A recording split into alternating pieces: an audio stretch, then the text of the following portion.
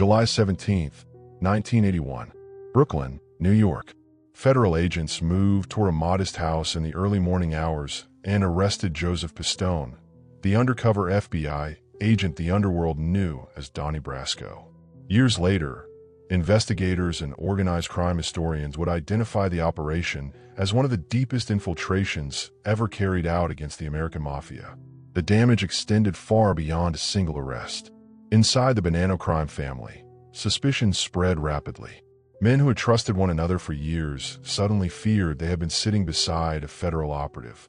One name soon stood directly in the path of disaster: Dominic Napolitano. Known on the street as Sonny Black, Napolitano was a documented Bonanno capo regime with a reputation for toughness and discipline. Federal records and later court testimony identified him as an influential figure within the family during one of its most unstable periods. He controlled crews, supervised criminal operations, and carried the authority of a man who had spent years earning rank inside organized crime. But by the beginning of the 1980s, the Bonanno family was no longer operating in calm waters. Internal wars had fractured leadership. Power struggles divided loyalties. Government pressure intensified across New York. RICO prosecutions were changing the rules of organized crime investigations. FBI surveillance methods improved every year. Electronic recordings, confidential informants, and long-term undercover operations had become dangerous weapons. The old rules no longer guaranteed protection. For decades, mafia leadership believed secrecy and silence could outlast police pressure. Omerta stood as a code and a shield. Loyalty carried enormous value. Yet federal investigators increasingly focused on dismantling entire criminal structures rather than arresting isolated individuals. Joseph Pistone became part of that strategy. Beginning in 1976, Pistone slowly entered mafia circles under his undercover identity. Unlike short operations lasting weeks or months, this assignment continued for years. He built relationships, earned confidence, and moved closer toward influential members of organized crime. Published investigative accounts later documented how Pistone spent enormous amounts of time with Bonanno associates before eventually gaining the trust of Sonny Black himself. That trust carried consequences nobody fully understood. Napolitano introduced Brasco to people throughout criminal circles. He treated him as a reliable earner and a useful associate. Multiple documented sources later stated that Sonny Black pushed Pistone forward inside the organization and believed he had discovered a man capable of becoming a made member. That belief would become fatal. At the same time, New York organized crime entered a period of paranoia. Several major investigations were underway. Law enforcement agencies targeted mafia social clubs because they functioned as meeting points, headquarters, and centers of criminal business. Surveillance teams documented movements. License plates were recorded. Informants quietly fed information to investigators. Pressure created fear. Fear created suspicion. And suspicion often created violence. Inside the mafia world, accusations did not require courtroom standards. Rumors could destroy lives. Mere association with informants became dangerous. Men disappeared after internal doubts surfaced. Across different families, disciplinary murders remained a documented reality. Still, Sonny Black appeared secure. He had status. He had power. He had influence. Federal surveillance records from the period showed his continued activity around Bonanno operations. Nothing publicly suggested immediate danger. To outside observers, he looked like a respected captain continuing business as usual. Then came July 1981. Authorities publicly revealed Joseph Pistone's true identity. Shock spread throughout organized crime circles. The revelation struck Bonanno leadership with unusual force because Brasco had penetrated deeply into family activities. Questions emerged immediately. Who brought him inside? Who vouched for him? Who stood beside him while federal agents quietly gathered intelligence? The answers pointed towards Sonny Black. Pistone later publicly stated that he understood the danger awaiting Napolitano. Under mafia rules, responsibility traveled upward. The man introducing an undercover federal agent into criminal circles carried enormous exposure. Investigators examining later events concluded that Sonny Black had unknowingly delivered a disaster directly into Bonanno leadership circles. But consequences did not arrive overnight. Weeks passed, then months. The streets remained quiet. That silence felt strange. According to documented accounts from people familiar with mafia structure, periods of calm sometimes carried greater danger than open threats. Decisions involving high-ranking members required approval and careful internal movement. Sudden action could create instability. Meanwhile, another problem emerged. Questions surrounding loyalty intensified throughout the family. Nobody knew who else might have been compromised. Nobody knew whether Brasco had hidden information from investigators. Nobody knew what federal agencies truly possessed. The uncertainty poisoned everything. Court records and later reporting described a climate where fear increasingly shaped behavior. Men watched each other more carefully. Meetings carried tension. Trust narrowed into smaller circles. During that era, the Bonanno family faced pressures unlike previous generations. Traditional revenue streams, such as gambling, loan sharking, and labor influence continued, but federal prosecutors increasingly pursued broader conspiracy cases. Investigators no longer needed direct eyewitnesses to individual crimes. Patterns of association and recorded conversations became central tools. The legal landscape had changed dramatically. Agents from organized crime squads spent years building charts identifying crews and chains of command. Surveillance photographs, telephone records, and undercover operations merged into larger cases. Prosecutors sought entire organizations rather than isolated defendants. For mafia leadership, this represented a structural threat. Street veterans raised under older rules struggled to adapt. Earlier generations believed police pressure eventually faded. By the early 1980s, evidence suggested the opposite. Investigations only expanded. Inside social clubs across Brooklyn and Queens, uncertainty quietly replaced confidence. Men who once spoke freely increasingly measured every conversation. Nobody wanted to become the next subject of federal attention. According to organized crime reporting from that period, some members began reassessing friendships and routines. Familiar places suddenly felt exposed. Cars parked outside clubs drew attention. Unknown faces became reasons for concern. Nobody could calculate how much damage Pistone's years undercover had truly caused. The scale remained hidden. For Sonny Black, uncertainty kept growing even while outward appearances suggested complete control around him. Sonny Black remained visible during this period. Then a message arrived. Not a public accusation, not a threat, a request. Napolitano received word that a meeting had been arranged. Within mafia culture, meetings carried significance beyond ordinary conversation. They could involve business opportunities, disputes, discipline, or leadership instructions. Refusing invitations from powerful figures created risks of its own. Details remained limited. Destinations sometimes stayed vague. Questions sometimes remained unasked. Because among mafia members, refusing to go could appear far more dangerous than showing up. And by the time Sonny Black prepared to leave for that final meeting in 1982, federal investigators already feared they understood exactly where that road was leading. And by the time Sonny Black prepared to leave for that final meeting in 1982, federal investigators already feared they understood exactly where that road was leading. June 1982. Brooklyn remained tense beneath a surface that looked ordinary. Cars moved through neighborhood streets. Social clubs opened their doors. Familiar faces gathered around card tables and coffee cups. Yet inside organized crime circles, the consequences of the Donnie Brasco operation had not disappeared. They had only been delayed. Dominic Napolitano had survived nearly a year after Joseph Pistone's identity became public. That fact mattered. Immediate retaliation inside mafia organizations was not always automatic. Questions of authority, responsibility, and approval moved through internal channels. Decisions involving a captain required consultation and hierarchy. But time did not erase damage.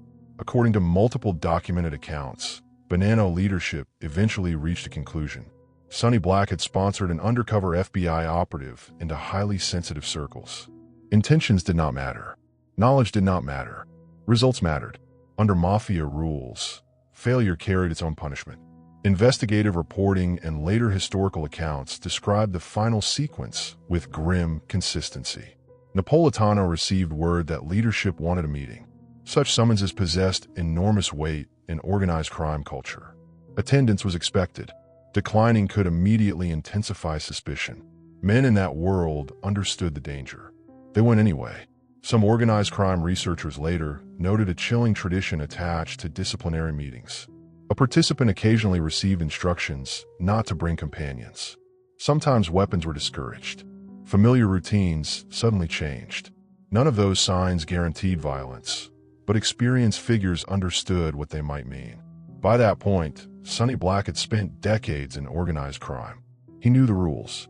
He knew the risks. He also knew disappearing carried consequences of its own. Accounts from Joseph Pistone later described his own understanding of events after leaving undercover work. Pistone publicly stated that he believed Sonny Black's fate had effectively been sealed.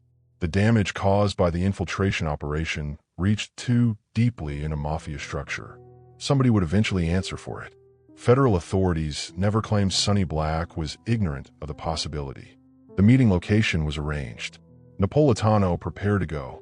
Documented reports state he removed personal items before leaving. One detail appears repeatedly in published accounts surrounding his final hours. He removed jewelry, including his watch. Among organized crime observers, this became one of the most discussed moments surrounding his disappearance. The interpretation came later. Some believed Sonny Black understood exactly what awaited him. Others argued nobody could know with certainty. But investigators examining the aftermath viewed the detail as deeply significant. Then he left. No public confrontation followed. No gunfire echoed through the neighborhood. No witnesses stepped forward describing a violent street encounter. He simply vanished. Inside organized crime history, disappearance often carried a meaning everybody understood.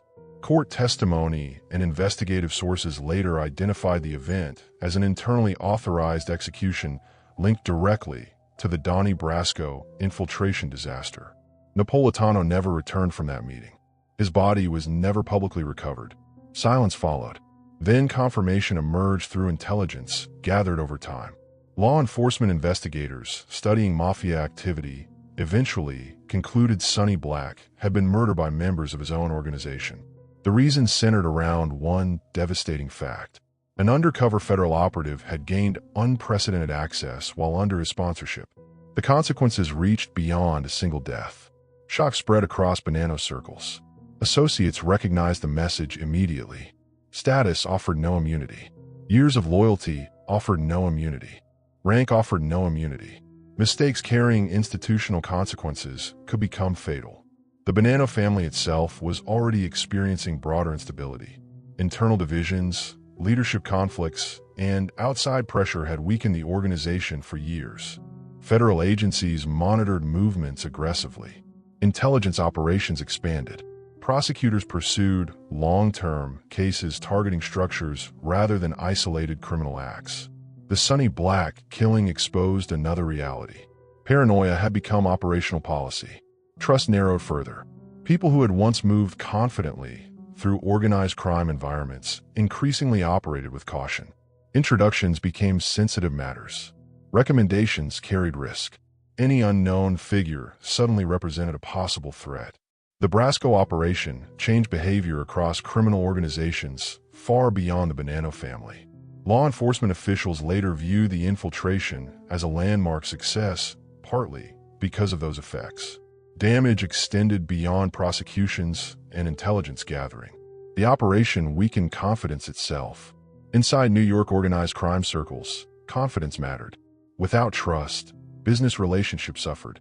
Without relationships, criminal structures weakened. Without structure, power slowly fractured. Years earlier, mafia organizations had relied heavily upon personal familiarity.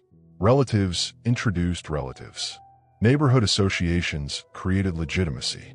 Reputation functioned as currency. Pistone bypassed those barriers through patience and long-term positioning. That achievement carried historic significance for investigators. Yet for men caught inside the fallout, history looked different. One captain was gone. One organization suffered humiliation. During the early 1980s, federal organized crime squads increasingly relied upon techniques that older mafia generations struggled to anticipate. Surveillance teams rotated vehicles to avoid detection. Telephone analysis mapped relationships. Financial investigators examined patterns that once escaped notice. The era of depending exclusively upon eyewitness testimony had begun to fade. The Federal Bureau of Investigation also expanded the use of coordinated intelligence sharing. Information gathered in one bureau could be compared against activity in another. Investigators tracked social clubs, restaurants, and gathering places over long periods. Rather than looking for isolated offenses, agents built broader pictures of criminal systems. For crime families across New York, the cumulative effect proved serious. Pressure came from every direction. Street activity remained dangerous. Internal disputes remained dangerous. Federal attention remained constant. The Bonanno family faced those pressures while still carrying the embarrassment created by the Pistone operation. Historians later noted that organizational wounds did not disappear quickly. Suspicion lingered long after immediate violence ended. Some damage could be measured through arrests. Other damage could not. Fear had entered rooms where certainty once ruled. Investigators studying organized crime later argued that psychological impact sometimes carried equal value to courtroom victories. An undercover operation did more than collect evidence. It disrupted assumptions. It forced criminal organizations to question routines once considered safe. Long-standing habits suddenly looked reckless. Casual introductions suddenly looked dangerous. Familiar places suddenly looked exposed. Every stranger created uncertainty.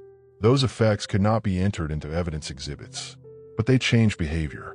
And changing behavior changed the underworld itself. For Bonanno leadership, the Sonny Black episode became a lesson written not on paper, but through irreversible consequences inside their own ranks. The fear never completely disappeared afterward, and somewhere behind closed doors, leaders understood an even darker possibility. If one federal operative had entered so deeply into their world, others might already be standing closer than anyone realized. And somewhere behind closed doors, leaders understood an even darker possibility. If one federal operative had entered so deeply into their world, others might already be standing closer than anyone realized. For the Federal Bureau of Investigation, the Donnie Brasco operation did not end with Joseph Pistone leaving undercover life. Investigators now possessed years of intelligence, surveillance observations, relationship structures, and operational insight gathered from inside one of New York's major organized crime families. The mission had evolved from infiltration into long-term prosecution strategy. Federal case files expanded rapidly. Agents reviewed recordings. Photographs were analyzed. Associations were mapped. Investigators compared names, meetings, and criminal activity gathered during Pistone's undercover years with intelligence collected by organized crime squads throughout New York. The objective stretched beyond one arrest or one indictment. Prosecutors increasingly sought broad conspiracy cases capable of striking entire organizational structures. The legal weapon driving many of those efforts was the Racketeer-Influenced and Corrupt Organizations Act. RICO had changed everything. Rather than proving isolated crimes one at a time, federal prosecutors could argue that defendants participated in a continuing criminal enterprise. Patterns mattered. Relationships mattered. Structures mattered. Investigators no longer chased only individual acts. They pursued systems. The Bonanno family remained under pressure. Other families faced similar scrutiny. By the early 1980s, federal organized crime investigations expanded across multiple fronts. Surveillance units documented movement patterns. Informants supplied fragments of information. Electronic monitoring became increasingly valuable. Intelligence gathered in separate investigations could now reinforce larger prosecutions. The impact of Pistone's infiltration continued spreading through law enforcement circles. According to documented accounts, his work contributed to numerous convictions and indictments tied to organized crime activities. Published reports over the years credited the operation with exposing structures and relationships that had previously remained hidden from investigators. The consequences extended beyond courtroom numbers. Inside organized crime circles, trust remained damaged. The Bonanno family especially struggled beneath the weight of humiliation and instability. Historians later observed that the Brasco operation struck the organization during an already vulnerable period. Internal disputes had weakened leadership authority, while outside investigations increased pressure. Then came another devastating federal offensive. February 25, 1985, New York City. Federal authorities arrested leading mafia figures in what became one of the most significant organized crime prosecutions in American history. The case later became widely known as the Commission Trial. Federal prosecutors targeted leaders connected to the governing structure overseeing major New York crime families. The investigation represented years of surveillance, intelligence work, and coordinated effort. Among the principal figures eventually convicted was Anthony Salerno, identified by prosecutors as a leading Genovese figure. Also convicted was Anthony Corallo of the Lucchese family. Carmine Persico of the Colombo family received conviction as well. The prosecutions demonstrated a changing reality. Federal agencies increasingly pursued leadership itself. The old insulation protecting senior figures no longer looked dependable. Investigators had shifted tactics. Years earlier, organized crime leaders often relied upon buffers and intermediaries. Distance created protection. Orders moved indirectly. Layers insulated powerful individuals from criminal acts. But prosecutors adapted. Wiretap evidence expanded. Witness cooperation increased. Long-term investigations matured. The Commission Trial became one of the clearest demonstrations of that transformation. Meanwhile, Joseph Pistone publicly discussed aspects of his undercover years after leaving the Bureau operation. His experiences later appeared in published accounts and interviews documenting the enormous risks involved. Pistone consistently described the psychological pressure of living under a false identity for years while navigating violent criminal environments. His undercover role also carried permanent consequences. Multiple documented reports stated that organized crime organizations placed a contract on his life after exposure. Security concerns remained serious for years afterward. For Dominic Napolitano, there would be no courtroom defense and no public reckoning. His fate had already been decided inside his own world. Law enforcement investigators concluded that Sonny Black paid for introducing an undercover federal operative into mafia ranks. Whatever respect he once held inside organized crime disappeared beneath the consequences of the Brasco disaster. Joseph Messino later rose to enormous influence within the Bonanno family and eventually became boss. Yet history carried another reversal waiting years ahead. In 2004, Messino became the first official boss of a New York mafia family to cooperate with federal authorities. The development stunned organized crime observers. For generations, bosses represented the final guardians of mafia silence. Now even that barrier had cracked. Court proceedings, indictments, surveillance records, and informant testimony steadily reshaped organized crime history throughout the following decades. Some figures received prison sentences. Others disappeared into witness protection. Others died behind bars or on the streets. The underworld kept changing. Federal investigations kept adapting. The cycle continued. The Bonanno organization itself experienced years of turbulence after the Pistone affair and subsequent federal pressure. Leadership disputes, indictments, and shifting alliances continued affecting internal stability. Investigators monitoring organized crime activity repeatedly observed a pattern appearing across multiple families. Sustained legal pressure produced fractures that violence alone could not repair. Former assumptions no longer held. Neighborhood secrecy weakened. Traditional insulation weakened. Younger generations entered a criminal landscape very different from earlier decades. Advanced surveillance tools, expanded databases, and coordinated federal task forces steadily altered the balance between organized crime groups and law enforcement agencies. Retired investigators later reflected on one central lesson from the Brasco years. Undercover operations required extraordinary patience. Pistone spent years building credibility, one relationship at a time. The operation succeeded because investigators resisted rushing toward immediate arrests and instead pursued long-term access. That strategy reshaped organized crime investigations for years afterward. Public understanding changed as well. Books, testimony, investigative reporting, and later adaptations exposed methods once hidden from ordinary view. The image of untouchable mafia organizations suffered visible damage. Cases built through surveillance and infiltration demonstrated that secrecy itself had limits. The underworld still existed, but the illusion of complete control no longer looked as strong as it once had. Federal prosecutors increasingly believed patient investigations could penetrate places once considered permanently closed to outsiders everywhere else. But the story surrounding Sonny Black revealed something darker than an ordinary organized crime murder. He was not killed by rivals. He was not targeted by another family. He was destroyed by the same system he spent years serving. According to investigative findings and organized crime history, loyalty inside the mafia carried strict conditions. Protection lasted only while usefulness remained intact.